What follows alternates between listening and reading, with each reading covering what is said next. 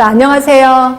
안녕하세요. 자, 보건영사 담당하고 있는 김영입니다. 우리 출발점에 앞서서 주의점 두 가지만 제가 말씀을 드릴까 합니다.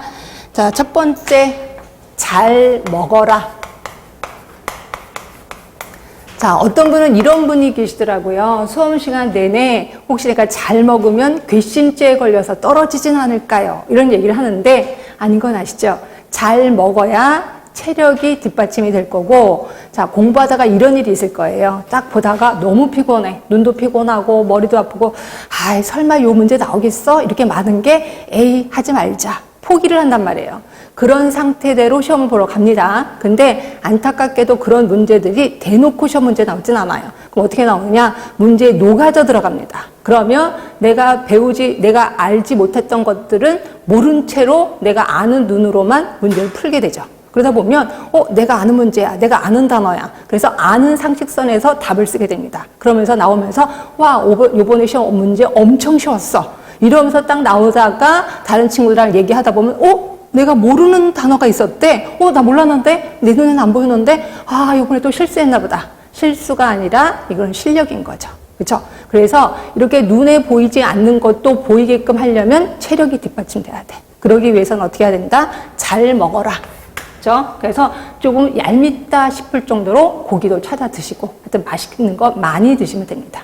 자, 두 번째, 암기의 생활화.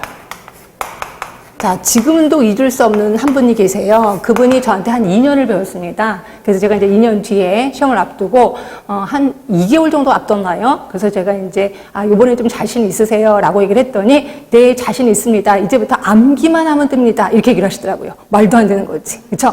암기는 뒤에 하는 게 아니라 수시로 하셔야 돼. 그래서 차를 타고 다니면서, 전철을 타고 다니면서, 하다못해 화장실에 가서도, 세수하면서도 계속해서 암기를 반복을 하셔야 된다. 그래서 저는 암기의 생활화를 주장하고 있는데, 이거는 수업 시간에도 이루어집니다. 그래서 제가 수업 시간에 갑자기 뜬금없이 옛날 문제를 물어보기도 해요. 그러면 여러분들은 계속해서 그냥 툭툭 찌르면 나올 수 있게끔 암기를 좀 해주셔야 되는 거고요.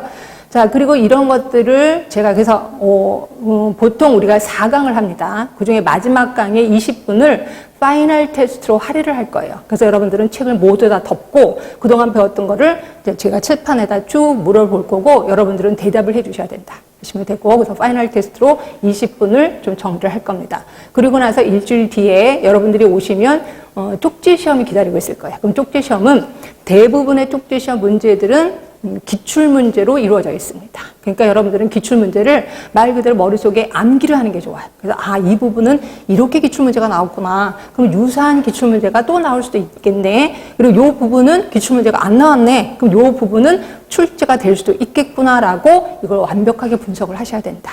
그러기 위해서 필요한 건 뭐다? 암기의 생활화.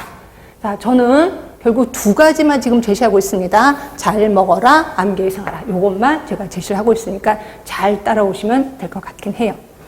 자, 그러면 제가 이제 시간이 날 때마다 시험을 좀 보러 갑니다. 그래서 시험을 봐서 그 다음에 옛날 거는 문제를 좀 가져오진 않았고 2020년, 2021년도에 이제 제가 몇 군데 시험 본 거를 좀 정리를 했어요. 그랬더니 이런 식의 문제가 좀 나왔습니다. 그래서 요거를 얘기하도록 하겠습니다. 자, 잠깐만요.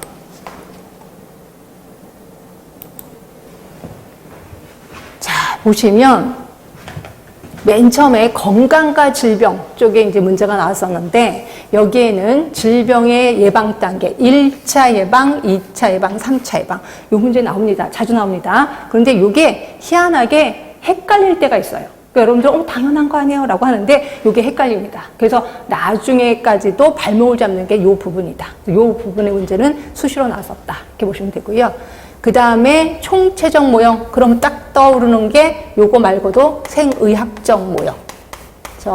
그리고 생태학적 모형. 그 다음에 사회생태학적 모형.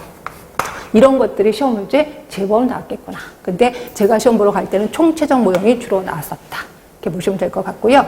결국 건강과 질병 부분에서도 시험 문제는 제법 나오는구나 하시면 되고, 그 다음에 당연히 역학 부분은 시험 문제가 좀 많이 나왔겠죠. 그죠? 역학에서도 기본 개념에 대해서도 문제가 집어나왔었는데